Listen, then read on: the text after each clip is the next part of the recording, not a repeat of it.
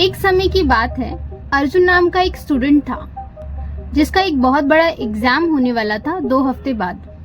वैसे तो अर्जुन को पढ़ाई करना बहुत पसंद था, बट जब भी वो अपना बड़ा सा सिलेबस देखता था, हर बार उसे देखकर वो डर जाता था। हर बार अपने सिलेबस को देख करके वो घबरा जाता था।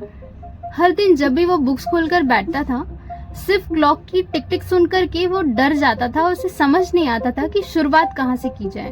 फिर एक दिन वो बहुत ज्यादा फ्रस्ट्रेट हो जाता है। फिर वो जाता है अपने दादाजी के पास। उनके दादाजी एक समय पर टीचर हुआ करते हैं। ये समझकर दादाजी ने अर्जुन को एक कहानी सुनाई। एक समय की बात है, एक बहुत ही होनहार लड़का था जिसे निशाना लगाने का बहुत शौक था। वो हमेशा से यही चाहता था कि वो सबसे बेस्ट बन जाए, इसलिए वो हमेशा प्रैक्टिस करता रहता था ताकि एक दिन वो इस काम में परफेक्ट हो जाए। उसका लक्ष्य सिर्फ एक ही था कि उसको परफेक्ट बनना था। शुरुआत में उसने कोशिश की कि वो हर एक टारगेट को हिट करे, बट कई बार एरोस को यूज करने के बाद उसे ये बात समझ आई कि ये तरीका कभी काम नहीं करेगा। इस तरीके से वो कभी जीत ही नहीं पाता। उसे ये समझ में आ गया था कि ये तरीका तो काम नहीं करने वाला। तो अब वो डिसाइड करता है कि वो सारे टारगेट पे फोकस करने से अच्छा एक टारगेट पर फोकस करेगा। फिर वो डिसाइड करता है कि अब सिर्फ वो उस टारगेट पर फोकस करेगा जो सबसे नजदीक होगा। अपने सारे एरोस के साथ वो थोड़ा समय लेता है, अपना लक्ष्य चुनता है और उस पर ध्यान देने लगता है और उस पे पूरी तरह से अपना फोकस लगाता है। पूरा दिन खत्म होने के बाद उसे ये रियलाइज होता है कि अब वो बेस्ट बन चुका है, वो भी बहुत कम एरोज यूज करके। अब ये कहानी सुनकर अर्जुन की आंखों में आंसू आ जाता है। उसे समझ आ जाता है कि दादाजी उसे क्या कहना चाहते हैं और वो इसी तरकीब को अपनी पढ़ाई में लगाता है। हालांकि ये ट्राई करने से अच्छा कि वो अपने पूरे सिलेबस को कवर करे, वो ये डिसाइड करता है कि जितना सिलेबस वो कवर कर सकता है उतना ही सिलेबस इस बार वो पढ़कर जाएगा।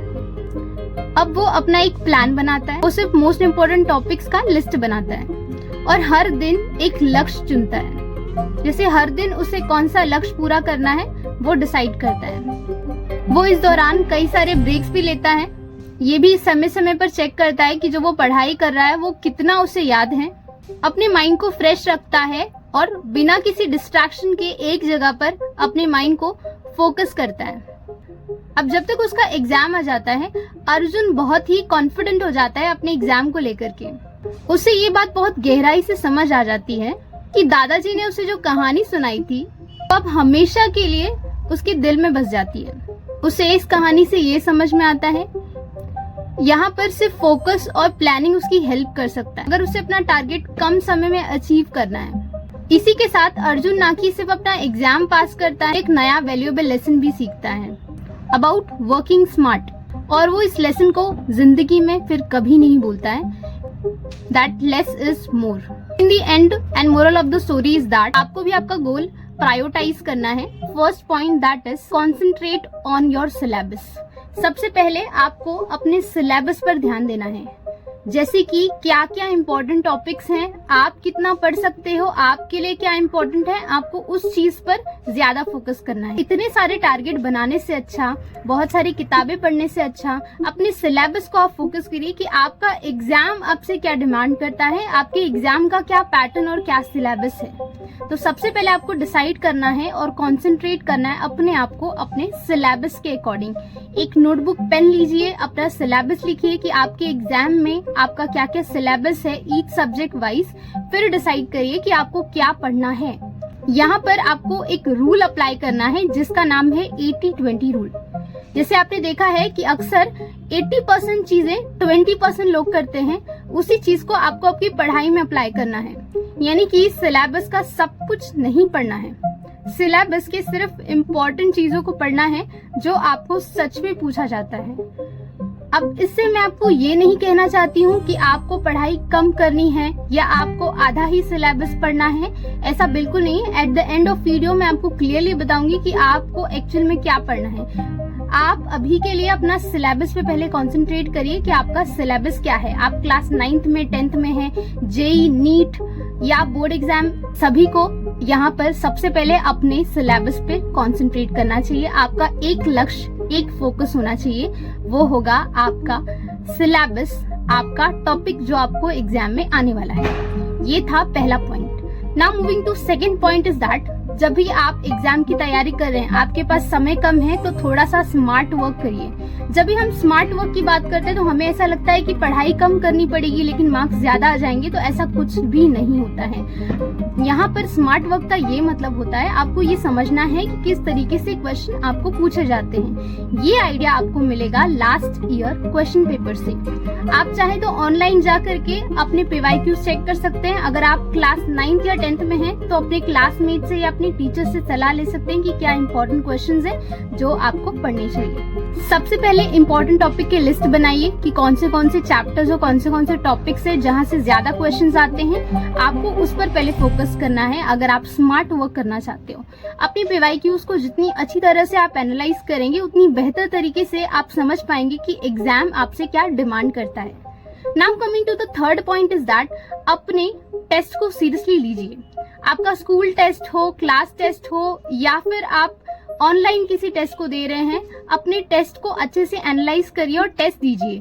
जितना ज्यादा आप टेस्ट देंगे उतना ज्यादा आपको आइडिया मिलेगा कि आपको टाइम मैनेजमेंट कैसे करना है एग्जाम में, किस तरीके से क्वेश्चन पूछे जाते हैं, आपको सारी चीजें कैसे बैलेंस करना है। ये आइडिया सिर्फ आपको एग्जाम देने से पता लगेगा। तो हमारा जो थर्ड पॉइंट वो है ये कि आपको एग्जाम देना है। गिव द एग्जाम, चाहे आपका स्कूल का एग्जाम हो, कॉलेज का एग्जाम हो, क्लासेस का या क्लास ट्यूशन जहां पर भी आप पढ़ते हैं, अगर उनका जो भी टेस्ट सीरीज है जितना हो सके आप टेस्ट दीजिए। टेस्ट आपको एक ओवरऑल आइडिया देता है कि आप कहां पर स्टैंड करते हैं, आपको कितना और कौन सी ऐसे पार्ट्स हैं जहां पर आपको इम्प्रूवमेंट की जरूरत है, आपको जहां पे ज्यादा मेहनत करना है। तो इसीलिए आपका टेस्ट देना बहुत ज्यादा इम्पोर्टेंट है।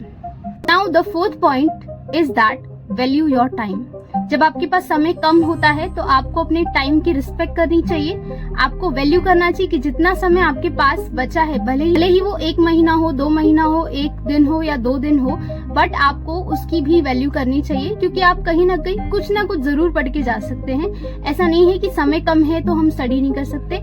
You can study bye managing your time well. The first of all in time management is stay away from all your distraction. When it is about your career, when it is about your life and your studies, then keep your all distractions away from you. जो भी चीज आपको लगती है कि आपको distract कर रही है उससे खुद को दूर कर दीजिए। जब तक आपका एग्जाम चल रहा है तब तक आपको सिर्फ अपने लक्ष्य पे फोकस करना है। एक बार आपका लक्ष्य आप प्राप्त कर लेंगे, आपको खुद समझ में आ जाएगा कि आपने उस चीज की वैल्यू समझी है कि नहीं समझी है। अब जब भी आपके पास समय कम होता है तो आप इसमें प्रोक्रेस्टिनेशन भी करते हैं, थोड़ा आलस भी करते हैं। आपको आलस बिल्कुल नहीं करना है। अपने माइंड में एक डेडलाइन क्रिएट करना है, अपना एक डेटाबेस बनाना है कि इतने ड्यूरेशन में आपके ये डेली टारगेट्स है और यहाँ तक आपको आपका पढ़ाई कंप्लीट करना है इतने दिनों में। इसीलिए तो वो कहा गया है ना, मन के हारे हार सदा है, मन के आगे जीत। उसी तरीके से आपको अपने लक्ष्य पर देखना है। अगर आप खुद को समझा देते हैं और ये डिसाइड कर लेते हैं कि आपको पढ़ाई करना है तो आपको कोई उस चीज से कभी नहीं रोक सकता है। भले ही कितना भी समय कम हो, आज से भी अगर आप तैयारी शुरू करते हैं तो भी इट इज पॉसिबल कि आपको बेस्ट रिजल्ट मिले। So with this ending this video and all the very best for your exam. Start your preparation now. ऐसे कई सारी अमेजिंग वीडियोस मैं आपके लिए बनाती रहूंगी। मिलते हैं अगली वीडियो में। Till then bye bye.